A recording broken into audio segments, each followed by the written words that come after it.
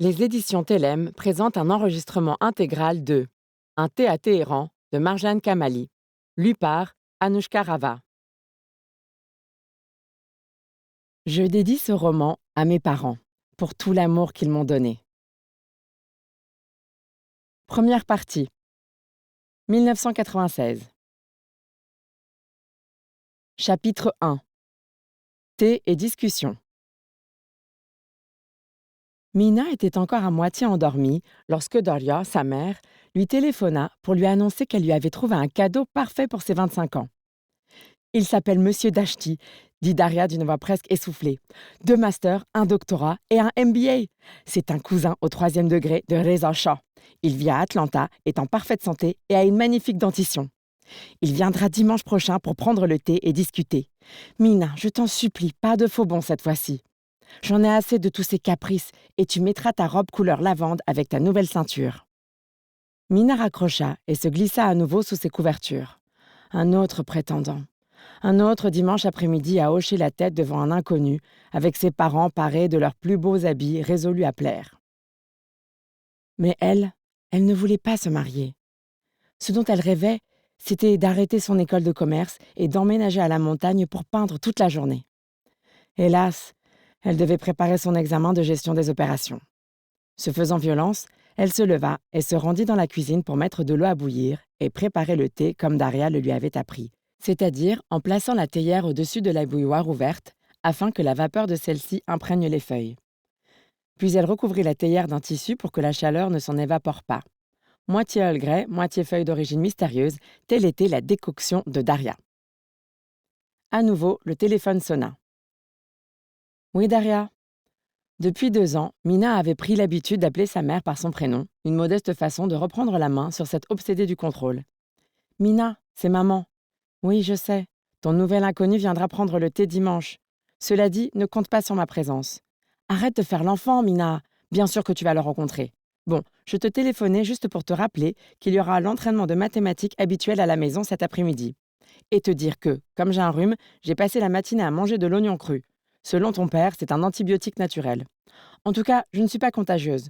On se voit donc à 16h15 tapante. » À cet instant, de petits reniflements se substituèrent à la voix de Daria, et Mina l'imagina en train de se tamponner le nez avec le mouchoir sur lequel sa grand-mère, Mamani, avait brodé des citrons des années plus tôt à Téhéran. Daria marmonna qu'elle devait raccrocher, mais qu'elle comptait sans faute sur sa présence pour le thé.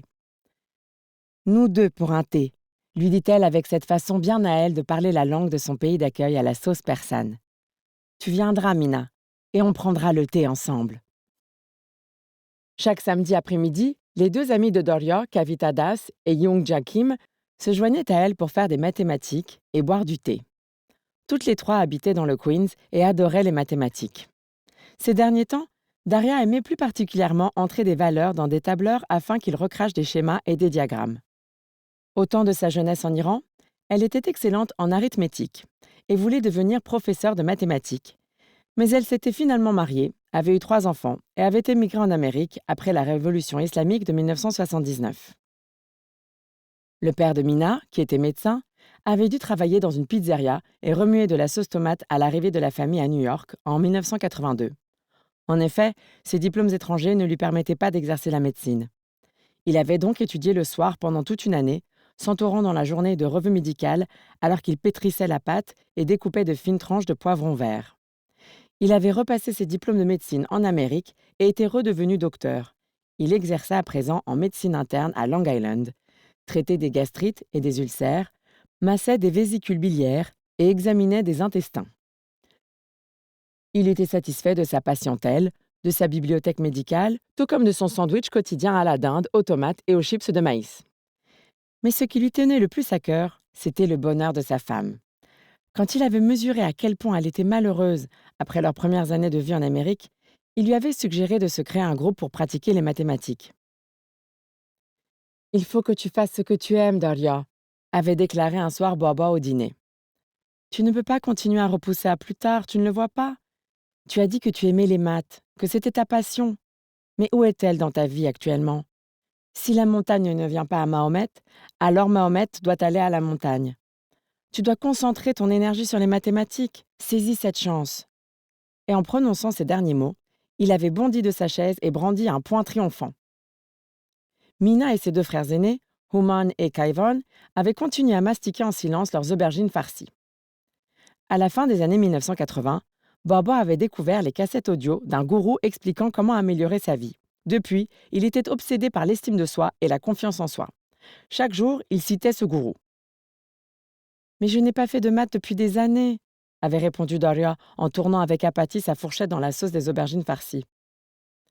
Depuis son arrivée en Amérique, elle travaillait dans un pressing où elle effectuait des retouches.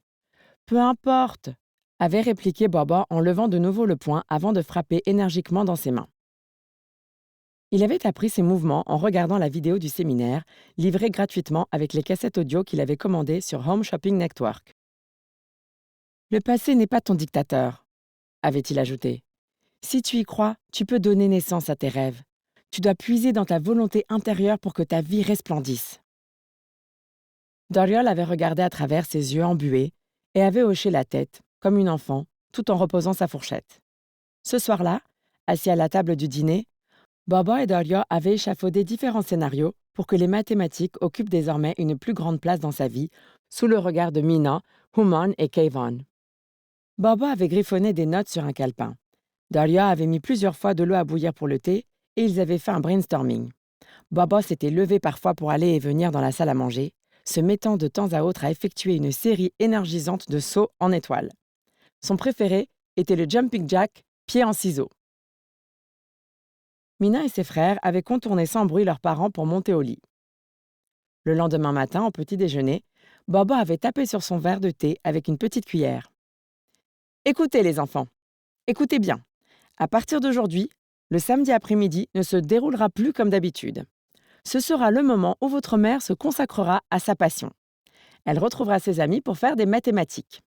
Le samedi après-midi, elles s'immergeront dans leur travail. Durant ces heures, la salle à manger deviendra un laboratoire de mathématiques. Vous devrez respecter l'espace de votre mère et son groupe. Vous ne courrez pas dans l'appartement, vous ne hurlerez pas, vous ne vous disputerez pas pendant ce moment-là. Si vous en avez envie, vous serez plus que les bienvenus à l'atelier. Mais vous ne pourrez pas arriver les mains dans les poches. Il faudra avoir résolu les problèmes et fait les démonstrations demandées au cours précédent.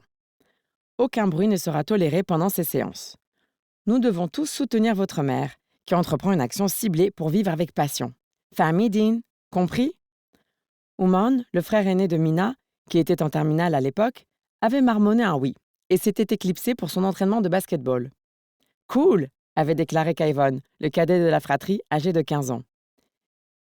Et il était allé embrasser Daria sur le front avant de remettre son Walkman à plein volume. À cet instant, Mina avait perçu le son étouffé d'une chanson de Tears for Fears à travers la mousse du casque de son frère. « Mina !» avait repris Daria d'une voix aiguë.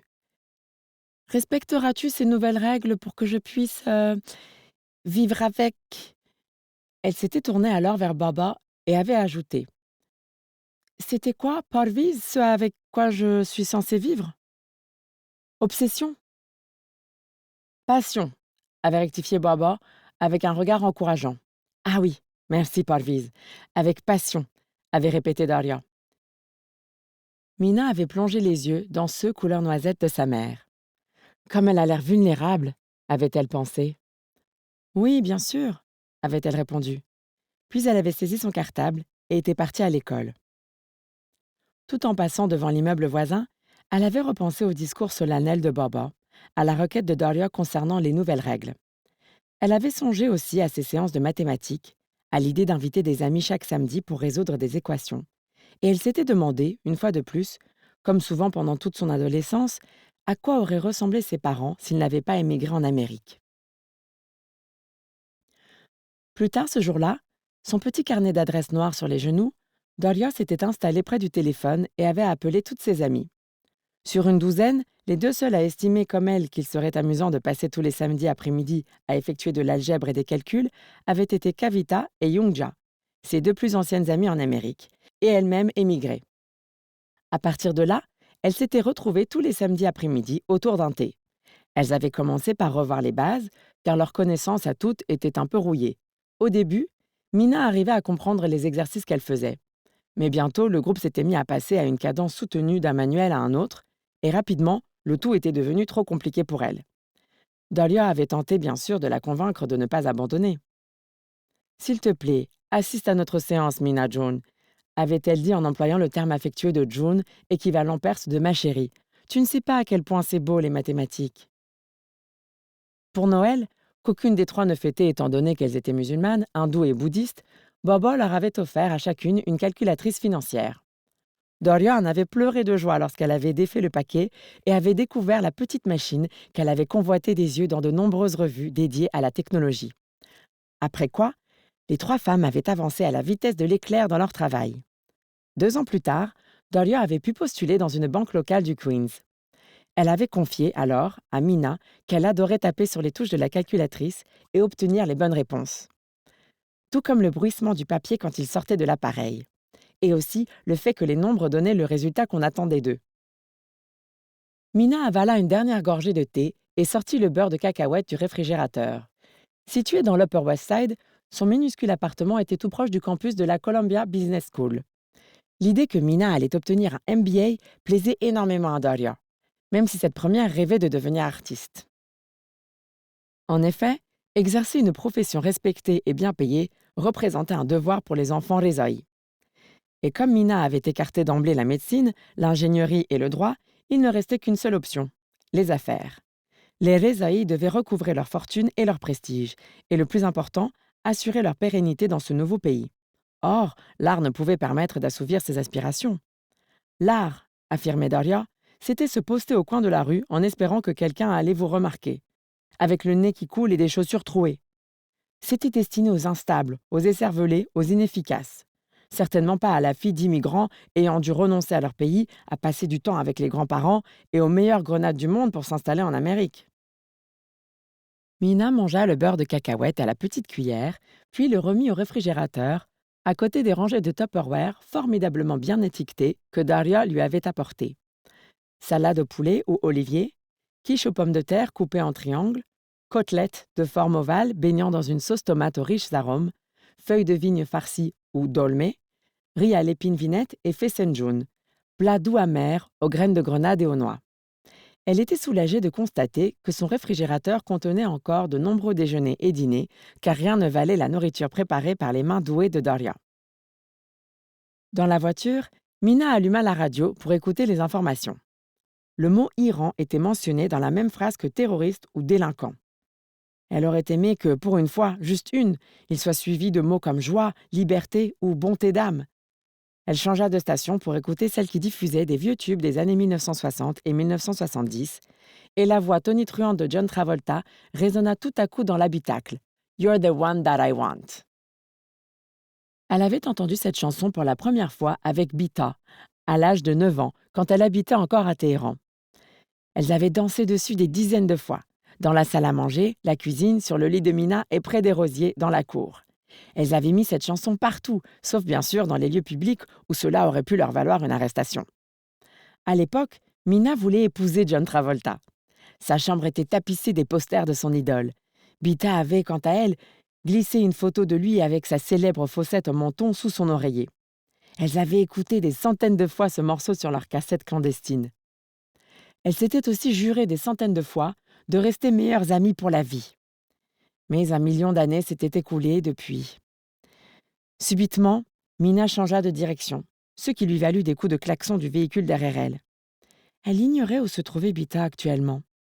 Les meilleures amies pour la vie avaient en réalité été meilleures amies jusqu'à la Révolution, et jusqu'à ce que la guerre fasse fuir l'une des deux du pays. Meilleures amies jusqu'à ce que l'une d'elles devienne américaine et que l'autre reste piégée en Iran. Mina traversa le pont qui menait de Manhattan au Queens.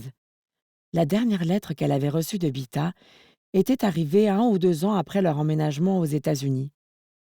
Le papier pelure était couvert de stickers à gratter parfumés aux fruits. Si elle en grattait aujourd'hui, retrouverait-elle l'odeur des douces fraises d'été? À cette pensée, Mina éteignit la radio. Main sur les hanches, Daria se tenait devant la porte d'entrée, vêtue d'une robe d'intérieur rose, ses cheveux roux relevés en un chignon. « Est-ce que tu vas mieux ?» lui demanda Mina par la vitre tout en se garant dans l'allée. « Oui, mais ne m'embrasse pas. Je suis oignonneuse, » répondit Daria. Mina s'avança alors vers sa mère et l'embrassa malgré tout. Pourquoi tu es si mal peignée lui demanda cette dernière, comme toujours. Autour de la table de la salle à manger, Kavita et Youngja buvaient du thé et dégustaient des baklava. Kavita était petite et potelée. Ses cheveux étaient d'un beau noir luisant et ses mains étaient rêches à force d'avoir, pendant des années récuré des baignoires, démêlé les cheveux de ses filles et raclé la terre de sorte à faire pousser des fleurs dans la terre réfractaire de son jardin à Jackson Heights. Youngja était pour sa part fine et de petite taille, toujours merveilleusement bien habillée, toujours maquillée. Mina ne l'avait jamais vue sans talons ni collants. À l'expression actuelle de leur visage, elle comprit qu'elles étaient complètement excitées par les exercices qu'elles venaient d'effectuer.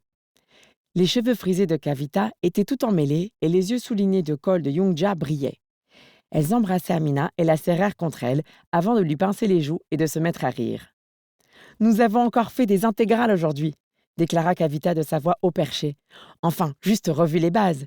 Nous avons utilisé des intégrations pour trouver des coûts totaux à partir de coûts variables. » « Oui, et on a factorisé des coûts fixes aussi », enchaîna rapidement Youngja dans son anglais approximatif, comme une coureuse qui viendrait de remporter un sprint. « Ne pas oublier, on a factorisé des coûts fixes aussi. » « C'était magnifique, Mina, » dit Daria en lui prenant la main pour l'entraîner à l'étage. « Viens, je t'emmène dans mon bureau. J'ai créé des diagrammes sur Monsieur Doshti. Les résultats sont très précis. » Kavita et Youngja agitèrent alors leurs mains au-dessus de leur tête sans détourner les yeux de leur calculatrice pendant que Mina, réticente, suivait sa mère. En haut des marches se tenait Baba, pieds écartés, d'énormes lunettes de protection sur le front, un pistolet à mastic dans la main droite. « Salam, Mina June !» s'exclama-t-il en l'engloutissant dans ses bras pour l'embrasser sur les deux joues. Divers objets accrochés à sa ceinture, porte-outils, s'enfoncèrent alors dans ses côtes. « Je dois aller colmater la baignoire, » poursuivit-il. « Le travail d'un propriétaire est inépuisable. » Puis il fit un petit salut. Mina le lui rendit plaisamment, puis regarda son père se diriger vers la salle de bain, ses outils rebondissant autour de sa taille. Dans la chambre-bureau de Daria, la vue du meuble en métal à 2 tiroirs ôta toute son énergie à Mina. Elle savait quelles infortunes contenaient les classeurs rangés par ordre alphabétique à l'intérieur. « Voyons voir, » dit Daria, en passant au crible l'un des tiroirs. « Monsieur Jaham Ford, Monsieur Samihi, Monsieur Bidar et Monsieur Ahmadi. » Elle fouillait parmi des classeurs soigneusement étiquetés en persan. « Ah, le voici !» s'écria-t-elle en brandissant un classeur d'un jaune flamboyant. « Monsieur Doshti !» Un bruit de perceuse assourdissant, en provenance de la salle de bain, étouffa la voix de Daria pendant quelques instants. « Regarde !» poursuivit-elle en sortant une feuille du classeur pour lui mettre sous le nez, en l'occurrence, un CV à la présentation parfaite. « L'ami de la tante de ton père à Atlanta m'a faxé son curriculum vitae après avoir parlé à la femme de l'oncle de Monsieur Doshti. Regarde-moi ça. Il a étudié la chimie à Yale, où il a obtenu un master et un doctorat. Puis, il a obtenu un MBA de Stanford. Il aime la musique persane et il joue du sitar. Et il a un très bon travail chez Kodak à Atlanta, où il gère son propre département de recherche. C'est lui qui dose les produits chimiques pour chaque pellicule de film. » Daria croisa rapidement les bras avant d'ajouter. « Sa mère a été plutôt belle dans sa jeunesse, tu sais. » Mina regardait fixement le papier peint. Décidément, elle détestait le papier peint en mur. « Et regarde ça, Mina !» enchaîna Daria en brandissant une autre feuille de papier intitulée « Milieu familial et problèmes de santé ». Cela m'a pris des heures de recherche. Aucune maladie n'est à signaler dans la famille. Tous sont en bonne santé. Une sœur a divorcé il y a 2 ans, mais on m'a dit que c'était bien mieux ainsi. Mina, il va falloir que tu te montres sous ton meilleur jour au thé dimanche. C'est impératif. J'ai discuté avec la tante de ton père et son ami d'Atlanta et toutes les deux sont d'accord. C'est l'homme idéal. Sur ces mots, Daria tendit le classeur à Mina. Les diagrammes ne mentent pas. À cet instant, Mina se laissa tomber sur le lit et perçut le bourdonnement de la conversation entre Kavita et Youngja sur les intégrales qui montaient de la salle à manger en dessous. Bobo avait arrêté de percer. Daria adorait calculer des statistiques concernant d'éventuels bons partis perses célibataires, factoriser leur qualité, leur histoire familiale, leur formation, la probabilité d'un divorce. Elle avait son propre système de notation pour certaines qualités ou certains défauts. Ainsi, une bonne dentition valait 5 points. Des candidats sans licence ni master avaient d'emblée 10 points en moins. Ils en récoltaient 20 d'office s'il était prouvé qu'ils étaient attentionnés avec leur mère. Un bonus de 7 points revenait à ceux qui ne maniaient pas leur fourchette comme une pelle de jardin. Daria était si fière de sa maîtrise d'Excel, si attachée à ses diagrammes. Où était la mère que Mina avait connue en Iran? Au fil des ans, un magicien l'avait fait disparaître pour lui substituer cette marieuse aux cheveux roux, potelée et inquisitrice. Sa mère d'autrefois n'aurait jamais agi ainsi, à savoir trouver quelqu'un qui connaissait un homme bien éduqué, effectuer des recherches à son sujet, passer des coups de fil et envoyer, s'y demander, une photo de Mina. Alors, se sentant ridiculement obligés envers leur propre marieuse inquisitrice, les candidats retenus montaient à bord d'un train ou d'un avion ou dans leur propre voiture pour venir prendre le thé. Daria, je ne veux pas prendre le thé avec Monsieur Doshti dimanche prochain. Je ne veux pas le rencontrer. Je ne veux pas me marier, et tu le sais. Sa mère ouvrit la bouche pour dire quelque chose, mais ses lèvres restèrent figées en forme d'un zéro parfait. Puis elle se retourna et s'adressa au couvre-lit. Ma fille dit qu'elle ne veut pas se marier. Intéressant, non? Qu'est-ce qui la pousse à dire ça? La jeunesse. La jeunesse et un manque total de connaissances. Là-dessus, elle pivota prestement sur elle-même. Ses yeux noisettes brillaient quand elle les posa sur Mina. Mina, je veux que tu rencontres Monsieur Doshti. Connais-tu le pourcentage de divorce dans ce pays? Les probabilités qu'ont les femmes de plus de 30 ans de se marier? La feuille Excel de Monsieur Doshti est très positive. Oublions Jahan Ford. Oublions Bidar. Oublions tous ces nigauds qui sont venus ici. Ton passablement ennuyé, dont tu as intentionnellement évité le regard et sur qui tu as aussi renversé du thé. Je te pardonne tout cela, c'est oublié. Pfff, disparu. Qui s'en préoccupe? Mais cette fois, Mina, cette fois, j'ai les statistiques d'Excel. Tu ne le connais même pas. Je suis ta mère, Mina. Toi, je te connais. Il ne t'est jamais venu à l'idée que je pouvais être lesbienne? Lesbienne? Répéta Daria, petit grognement à l'appui. Tu crois que je ne sais pas ce que c'est? En Iran aussi, on avait des lesbiennes. Et tu sais comment on les reconnaissait? À leurs amoureuses. Mais toi, tu n'as même pas de petites amies, Mina. Tu n'es pas lesbienne. Mina soupira. Sa mère avait raison. Toutefois, elle ne voulait pas épouser un homme juste parce qu'il avait obtenu une bonne moyenne dans la page Excel de sa mère. Elle regarda fixement le mur, toutes les peintures d'Inde que Kavita lui avait offertes après avoir rendu visite à ses futurs gendres dans son pays natal. Kavita avait élevé ses filles dans le Queens, puis, après avoir reçu un coup de fil de leur père de New Delhi, avait pris l'avion pour rencontrer des parties pour celle-ci. Les nouveaux mariés s'étaient ensuite installés à New York pour vivre avec leurs épouses indo-américaines. Daria lui avait assuré que c'étaient des hommes doux et charmants, attentifs. Qu'ils s'étaient remarquablement bien adaptés au choc culturel que leur avait valu ce déménagement en Amérique. « Daria, je n'ai pas encore terminé mon master. Pourquoi veux-tu que je me marie maintenant? » Tout le monde a besoin d'un partenaire dans la vie. Pas moi. Tu as besoin de quelqu'un. Que t'arrivera-t-il quand je mourrai? Qui s'occupera de toi quand tu seras seul et âgé? Tes frères? Qui te mouchera quand tu seras malade? Je me moucherai moi-même. J'appellerai une amie. J'emploierai quelqu'un. Je collerai des annonces sur le tronc des arbres pour trouver une personne qui m'essuiera le nez. Tu as besoin de quelqu'un, Mina. Il te faut. Tout ce que tu n'as pas? Non, Mina, répondit calmement Daria. Pas tout ce que je n'ai pas, mais tout ce que j'ai. Je veux que tu savoures la vie comme moi, que tu connaisses ce que l'existence m'a donné. Je veux que tu te passionnes pour quelque chose, que, comme moi, tu tombes amoureuse. Mais ton mariage était arrangé, Daria. Non, pas arrangé, encouragé. Il m'a fallu apprendre à connaître ton père. J'ai pris mon temps. J'aimais ma mère. Je savais qu'elle ne ferait rien qui me nuirait. Parce que ma mère... Daria s'interrompit et se mit à pleurer en silence dans ses mains. Sa mère avait été tuée lors d'un bombardement pendant la guerre Iran-Irak. Elle était allée acheter des grenades chez le primeur en centre-ville quand une bombe avait explosé et réduit en 1000 morceaux le stand en bois du marchand. Daria pleurait souvent lorsqu'elle parlait de Mamani. Mina sentit alors son corps se ramollir. C'était elle qui, des années plus tôt, avait réclamé des grenades à Mamani. Mais elle s'efforça bien vite de se ressaisir, car il n'était pas nouveau que sa mère pleure sur Mamani. Parce que reprit Daria en relevant la tête, le visage mouillé de larmes mais calme. Parce que ma mère, Mina, m'a offert un cadeau quand j'avais 19 ans. Tu ne comprends pas? Elle m'a offert un cadeau. Mais à l'époque, j'étais jeune moi aussi, et idiote, et je ne me rendais pas compte de ce qu'elle avait trouvé pour moi. J'ai assisté à mon propre mariage uniquement parce que, en ces temps-là, on ne refusait pas le choix de ses parents. Il m'a fallu des années pour prendre conscience de ce qu'elle avait fait pour moi, du bonheur qu'elle avait placé entre mes mains. Mina pensa alors à l'homme agenouillé dans la salle de bain voisine, en train de mettre du mastic entre les carreaux roses.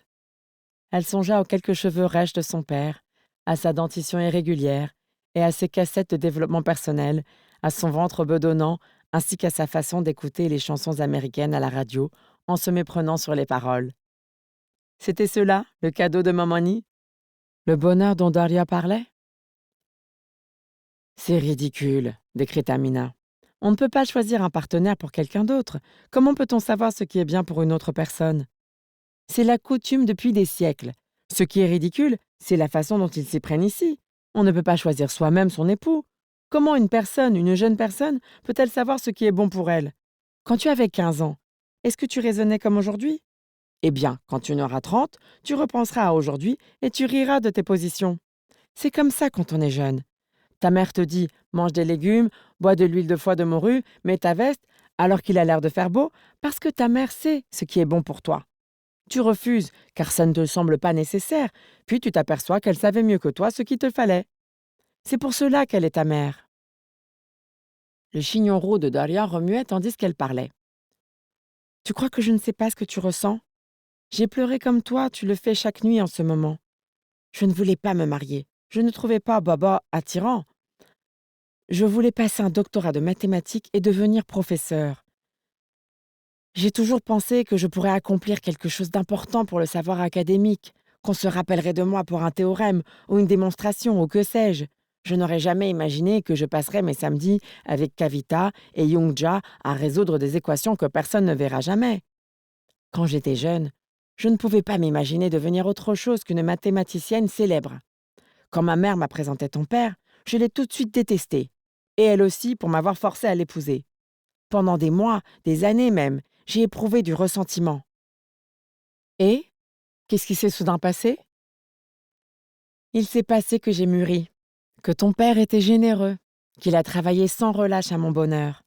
Un jour, je me suis réveillée et je l'ai regardé. J'ai aussi regardé ma maison, mon ventre qui grossissait, et j'ai compris que j'étais heureuse sans même m'en rendre compte. Le jour où j'ai entendu qu'une femme avait reçu un prix pour ses travaux en mathématiques, j'en ai ri. Je m'en fichais. Quand ma mère est morte, je n'aurais pas pu survivre sans ton père. En revanche, aucune chaire de mathématiques n'aurait pu me consoler. D'un air absent, Dahlia prit sa brosse à cheveux et se mit à jouer avec. Et puis, poursuivit-elle, rappelle-toi le jour où on est allé à la galerie marchande, quand tu avais 18 ans, et que je t'ai acheté une chemise en jean. Tu te souviens quand tu n'en voulais absolument pas? Combien tu la détestais? Et maintenant, tu la portes presque tous les jours. Monsieur Dashti n'est pas une chemise, mais il porte de belles chemises, répliqua sa mère. Dahlia! Mina sentit soudain comme un petit chatouillement dans l'estomac, un frémissement qui se glissa jusqu'à ses orteils et la poussa à exploser de rire. Elle n'arrivait plus à s'arrêter. Cette conversation n'avait aucun sens. Monsieur Dashti portait de belles chemises. Son père était un cadeau. Elle imaginait un beau nœud rouge autour de la tête chauve de Baba. Elle renifla bientôt comme un animal, tout en sentant les larmes lui couler sur les joues. Elle repensa au diagramme, à M. Jahanford, M. Bidar, M. Dashti, à la pente des droites que Daria calculait. Elle riait tant qu'elle sentit poindre un douloureux point de côté. Puis elle repensa au cadeau, le cadeau de sa pauvre grand-mère décédée. Incapable de parler à présent, elle était pliée en deux sur le lit, les joues brûlantes et le ventre serré. À travers ses larmes, elle aperçut sa mère. Daria se tenait toute droite dans sa robe d'intérieur rose et blanche, ses mains potelées pointant vers l'extérieur, le classeur d'Ashti dans une main, sa brosse à cheveux dans l'autre. On voyait ses racines, la teinture roux vif ayant besoin d'une retouche. Lorsqu'ils avaient quitté l'Iran, Dalia s'était promis de teindre ses cheveux en roux si elle arrivait dans un pays où elle n'aurait pas à porter le voile. Aussi, par un beau matin lors de leur premier jour à New York, s'était-elle enfermée pendant une demi-heure dans la salle de bain de l'hôtel. Quand elle en avait émergé, les cheveux recouverts d'une serviette, Bobo l'avait bruyamment applaudi, sifflé et acclamé, puis avait sommé Mina et ses frères de venir. À présent, Mina revoyait Bobo et la fierté qui s'était lue sur son visage lorsque Daria avait timidement ôté la serviette pour montrer ses cheveux mouillés. Puis Bobo était allé dans la salle de bain nettoyer les murs cramoisis, comme il avait lavé le corps de Mamani, maculé de cette même couleur, après l'explosion de la bombe chez le primeur des années auparavant.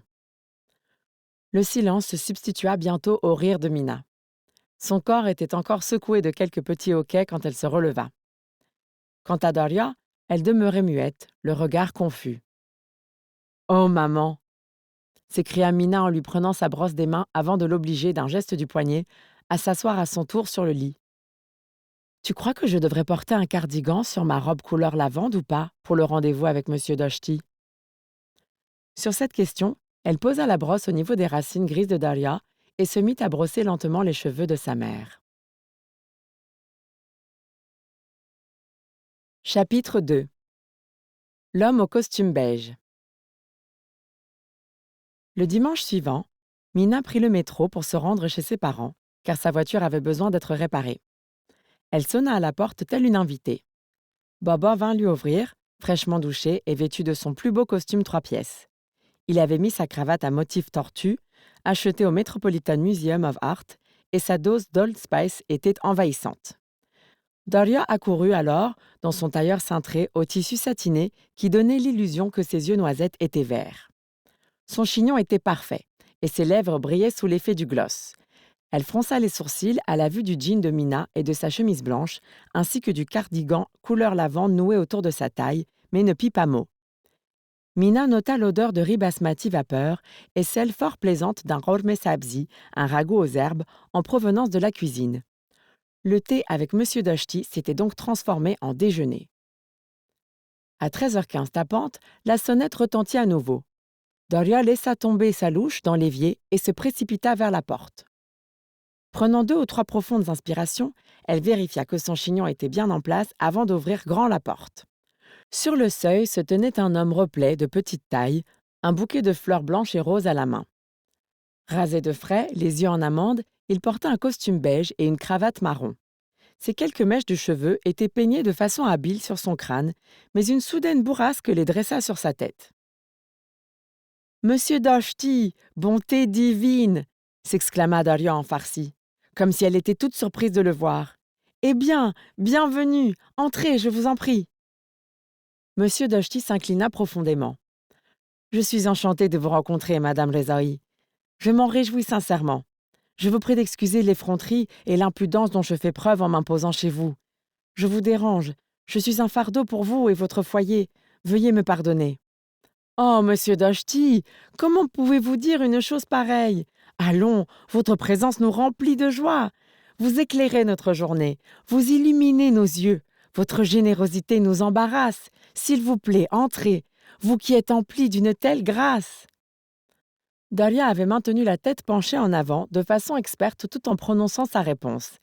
Il jouait en réalité au taruf, jeu persan consistant en un dialogue traditionnel où l'on affichait tour à tour une politesse et une formalité exagérée, rituel fait de flatteries fleuries, de démonstrations sans fin de respect envers l'autre, de modestie excessive et de réponses indirectes à des questions superflues. Daria et Bobo se délectaient à exercer cet art particulier de la communication, alors que Mina avait passé des années à y résister.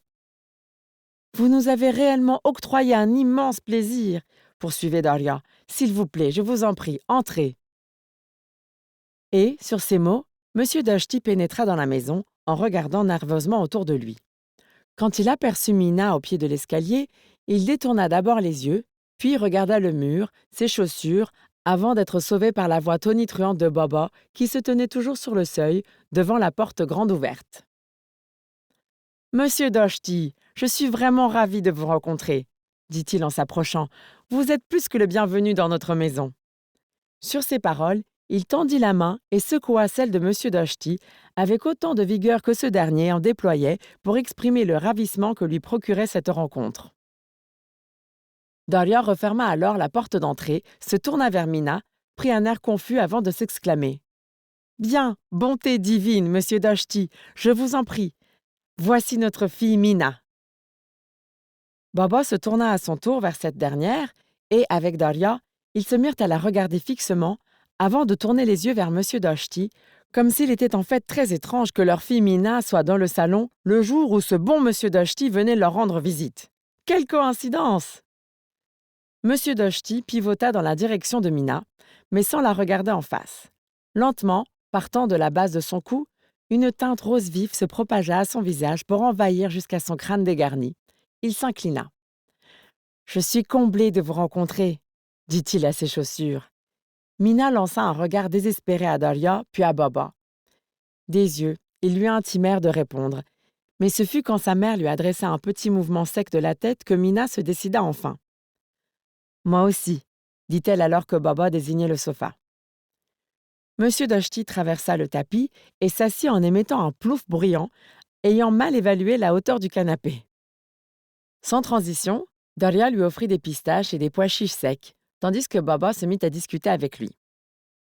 Mina remarqua la présence de minuscules bulles de transpiration sur le front de monsieur Doshti, ainsi que sur son menton. Baba le questionna sur son voyage, s'enquit du confort du vol, voulut savoir comment il avait trouvé New York, s'il aimait Atlanta, prit des nouvelles de sa famille et émit des commentaires enjoués sur le temps new-yorkais et l'incompétence immense des chauffeurs de taxi dans cette ville. « Eh bien, ce sont tous des immigrés maintenant, n'est-ce pas ?» renchérit Daria comme si elle-même descendait de la communauté du Mayflower. Mina ne disait rien, se contentant de rester assise et d'attendre l'heure du déjeuner. Nous mangerons, puis nous prendrons le thé requis, et il rentrera chez lui. Elle devait réviser des cours de comptabilité, revoir sa leçon de finance. Comme M. Doshti ne cessait de croiser et décroiser les jambes, elle se rendit compte que son costume beige le serrait affreusement.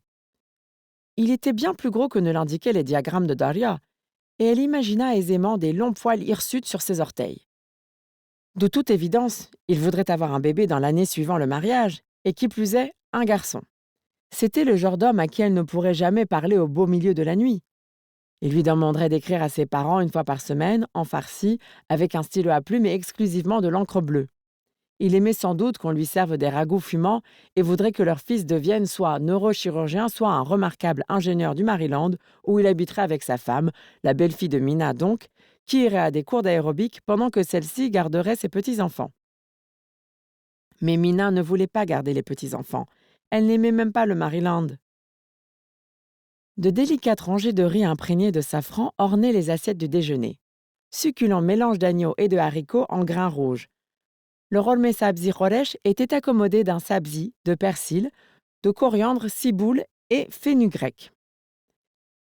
Mina mordit dans un citron sec iranien et une giclée d'acidité lui satura la bouche. Quand le déjeuner toucha à sa fin, M. Doshti, Baba et Daria avaient parlé de politique. Tous des charlatans. Du temps, le soleil a beau briller et il n'est pas assez chaud dans cette partie de l'Amérique. D'affaires, cela compte. De médecine, ce qui importe plus encore. De chimie. Ils avaient une connaissance commune en la personne d'un professeur de biologie. D'immigrés. Ils conduisent le Queens à sa ruine. De télévision câblée, une immense friche commerciale et plus spécialement du Food Network.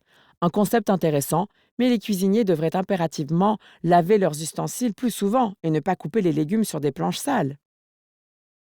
Mina avait prononcé quelques mots comme « bien » en réponse à une question sur son université, « intéressant » en réponse à une autre sur ses études et « oui » quand on lui avait demandé si elle voulait encore un peu de riz. Toutes les questions ci-dessus furent posées par ses parents, qui s'efforçaient de la faire participer à la discussion. M. Doshti était muet chaque fois qu'il regardait dans sa direction. De sombres taches de transpiration grossissaient sur son costume beige au niveau des aisselles, et il s'essuyait en permanence le front avec une serviette en papier toute froissée qu'il tenait dans sa main molle. Finalement, Daria et Baba se levèrent pour débarrasser la table, et Mina bondit elle aussi pour les aider. Cependant, avec un sourire tendu, Daria intima à Mina de se rasseoir. Il n'avait pas besoin de son insistance en cuisine. Il lui fut alors impossible d'échapper au tête-à-tête tant redouté avec M. Doshti. Elle demeura silencieuse en face de lui, de l'autre côté de la table, tandis que l'horloge à pendule émettait un bruyant tic-tac près de la rampe d'escalier. « Mademoiselle Mina, » finit par dire M. Doshti, Comment ça va? Mina leva les yeux vers lui, surprise. Jusque-là, à l'instar de tous, il s'était exprimé en farci. Son accent n'avait rien du familier ton chantant que son frère Kayvon imitait si bien lorsqu'il prenait son accent Iruni. Il était tout à fait américain. Ça va, répondit-elle en anglais. Le front lisse de M. Dashti brilla sous un ray de soleil qui tombait de la fenêtre. Je veux dire, ça va bien, merci, ajouta-t-elle. Il hocha la tête. Le lave-vaisselle était à présent en marche dans la cuisine. Mina imaginait aisément son père en train de laver à la main la casserole en cuivre tandis que sa mère préparait le thé. M. Dashti se mordit la lèvre, puis se mit à contempler les miniatures persanes accrochées au mur. Pour la première fois depuis qu'avaient commencé ses rendez-vous pour lui trouver un mari, il lui traversa l'esprit que le prétendant était aussi mal à l'aise qu'elle. « Alors, comment c'était le MBA ?» demanda-t-elle. À ces mots, ses yeux se mirent à briller et il lui sourit. Bon, Daria avait raison sur un point. Il avait une belle dentition. Mon MBA? J'ai beaucoup aimé, mademoiselle Mina. Le programme était très intéressant et m'a été très utile. Cela m'a plu. La regardant pour la première fois droit dans les yeux, il poursuivit. Cela exige beaucoup de travail, mais à la fin, ça en vaut la peine. Oui, dit Mina. Et elle hocha la tête sans savoir pourquoi. Quelque chose, chez lui donnait en réalité envie de l'aider au lieu de lui compliquer la tâche de manière puérile. Après tout, qui savait le genre de Daria qui l'attendait à la maison? Il se pouvait que des parents fouineurs l'aient convaincu de prendre l'avion pour venir déjeuner dans le Queens. Tous deux n'étaient-ils pas victimes du même sortilège? Consciente qu'ils ne se reverraient plus jamais, elle décida de rendre au moins un peu plus agréable le temps qu'il leur restait à passer ensemble. Pauvre homme, lui qui avait mis un costume beige. Les cours sont très denses, reprit-elle un peu plus fort qu'elle n'aurait dû. J'apprends des tonnes de choses. C'est vrai, on apprend énormément, renchérit M. Dashti. Puis, hochant la tête, il regarda à nouveau les miniatures persanes au mur tandis qu'elle examinait la nappe. Et voici le thé, annonça Dahlia en surgissant avec un plateau sur lequel reposaient 4 estécones, des petits verres en forme de sablier remplis de thé noir.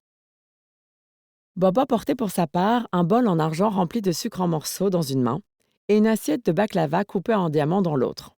« J'espère que vos mains ne sont pas douloureuses, Madame Rezaï, dit M. Dashti. Je suis si confus de toute la peine que je vous donne. »« Oh, mais pas du tout, » répondit Dahlia. « Ce baklava est divin, » déclara M. Dashti. « Je suis vraiment gênée de tous les tracas que je vous cause. »« Eh bien, voyez-vous, le secret repose dans la densité de la pâte aux amandes. » Et, sur cette affirmation, Boba frotta ses doigts les uns contre les autres pour montrer comment atteindre cette consistance. Tout est une question de pétrissage, mon cher. Oui, c'est ce qui est déterminant. M. Dashti se pencha en avant pour écouter la recette de Boba. Mina se dit alors que M. Dashti méritait une épouse respectable et douce. Elle lui souhaitait de la trouver et ressentait un léger pincement de culpabilité de ne pouvoir être cette personne. Boba continua à parler du trempage des amandes.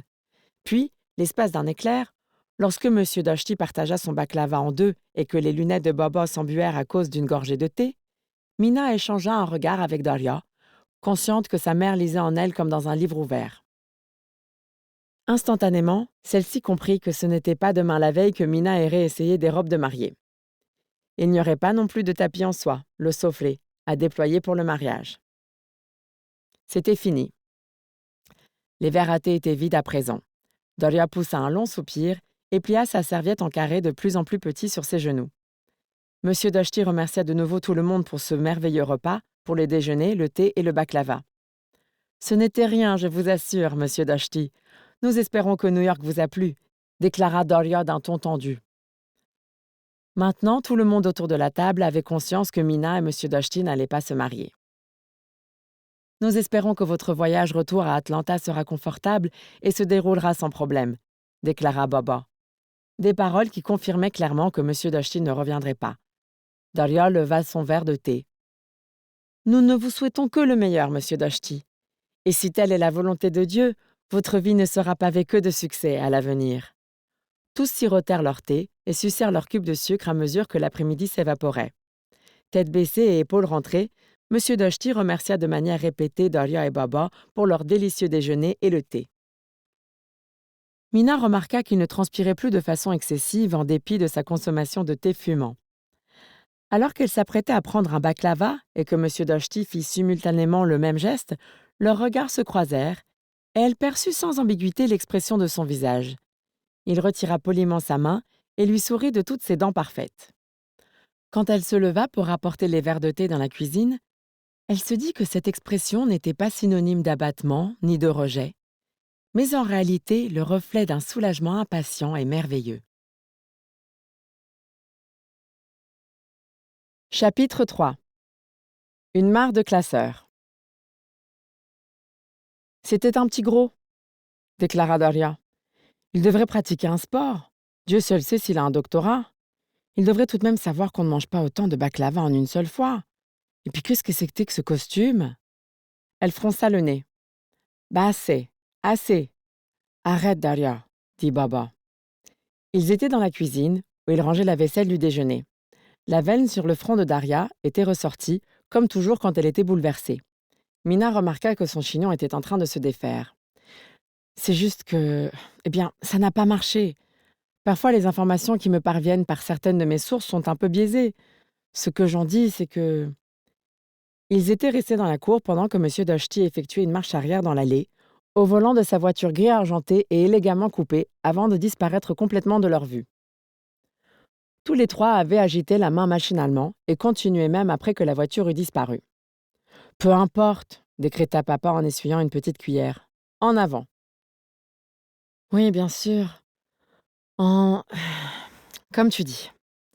Tu sais que ce n'est pas du tout important, n'est-ce pas, Mina June? C'était un petit gros. Sur ces mots, Daria s'empara d'une poêle pour l'essuyer. S'il te plaît, arrête. Arrête ces insultes. Arrête tout ce cirque. Arrête d'inviter des hommes, de les réduire à des graphiques. Arrête de m'humilier, de les humilier. S'il te plaît, arrête. Déclara tout à coup Mina. Mais c'est quoi le problème, enfin? Renchérit Daria en donnant à Baba, avec une bourrade dans le torse, la poêle qu'elle tenait à la main. Montons à l'étage, Mina. Allez. Mina avait l'impression que tout cela arrivait à quelqu'un d'autre, dans une autre famille, que c'étaient les parents d'une autre fille qui avaient lancé ces invitations et provoqué ce défilé d'hommes. Pas la mère qui l'avait élevée, qui les avait poussés, ses frères et elle, à prendre des cours d'anglais à Téhéran, qui leur avait appris les rasals de la poésie perse. Pas le père qui lui avait patiemment attaché ses lacets lors de leur randonnée en montagne, qui lui avait appris à compter les têtards sous la pluie et à jouer aux échecs près d'un feu de camp. Tirée par une sorte de corde invisible qui la reliait à Daria et qu'elle aurait aimé couper en deux, Mina suivit sa mère à l'étage. Sa chambre fleurait bon sa lotion fruitée à la pomme verte. Le bureau, récemment lustré, brillait. Et la table de travail de sa mère était parfaitement bien rangée. La seule chose qui détonnait, c'était le meuble à tiroir. Il était ouvert et le dossier jaune de M. Doshti en dépassait. Daria avait dû effectuer des révisions de dernière minute ce matin. Je n'ai vraiment pas aimé la façon dont il aspirait bruyamment son thé. On aurait dit un paysan. C'est tout ce que j'ai à dire, déclara Daria en croisant les bras. Je suis sûre que tu peux trouver bien mieux que ça. Mais à l'aide, pensa Mina. C'était ton idée, tu as oublié? Renchérit-elle. Elle s'efforçait de rester calme, raisonnable et professionnelle. La vingtaine, poursuivit-elle, c'est bien le moment de la vie où l'on est censé prendre le temps de réfléchir à ce qu'on veut, de s'amuser, de découvrir qui on est, n'est-ce pas? Pourquoi se précipiter pour avoir mari et enfant? J'étudie déjà dans une école de commerce, non? Je résous bien ces équations que tu adores. Oh, s'il te plaît, Mina, épargne-moi ces bêtises. Cette enfance qui n'en finit pas et que vous, les Américains, glorifiez. Découvrir qui on est. C'est du psycho-blabla, du charabia. Tu veux savoir qui tu es? Je vais te le dire. Tu es ma fille. Mina se laissa tomber lourdement sur le lit de Daria. Être en phase avec le monde réel, c'est juste du baratin dont les gens ici se gargarisent. Tu veux que je te dise, moi, ce que c'est vraiment? De la fainéantise. Une façon de reporter à plus tard sa responsabilité. Il ne faut pas une décennie pour réfléchir à ce qu'on veut. Réfléchir à quoi, d'ailleurs? À combien de temps ces gens comptent rester des enfants? Mina regardait fixement le classeur. Daria pensait-elle qu'un homme représentait la dernière pièce manquante du puzzle mathématique de sa fille? La variable finale pour achever son tableur? Recherchait-elle la formule parfaite qui lui permettrait de résoudre le problème de Mina? Jusqu'où était-elle prête à aller pour atteindre cet idéal qui, selon elle, permettrait à Mina de s'accomplir pleinement? Si seulement sa mère pouvait laisser tomber ses dossiers. Elle lui demanderait alors pourquoi elle s'en était débarrassée, et Daria lui répondrait probablement: ça ne sert à rien que je prenne toute cette peine pour arranger des rendez-vous, puisque tu refuses de coopérer. Je renonce. Elle pousserait ensuite son soupir de mère martyre, et Mina se retrouverait immergée dans les eaux de la culpabilité qui lui étaient si familières. On arrête ces rendez-vous arrangés, d'accord? Ça n'en vaut pas la peine, tu ne crois pas, Daria? Dit-elle soudain. Ce n'est pas que ça n'en vaut pas la peine, reprit Daria d'un ton calme. C'est que tu vaux mieux que ça. Une voiture passa à cet instant dans la rue en bas. Nous espérons que vous avez apprécié cet aperçu. Pour continuer à écouter ce livre audio sur Google Play Livres, utilisez le lien dans la description de la vidéo.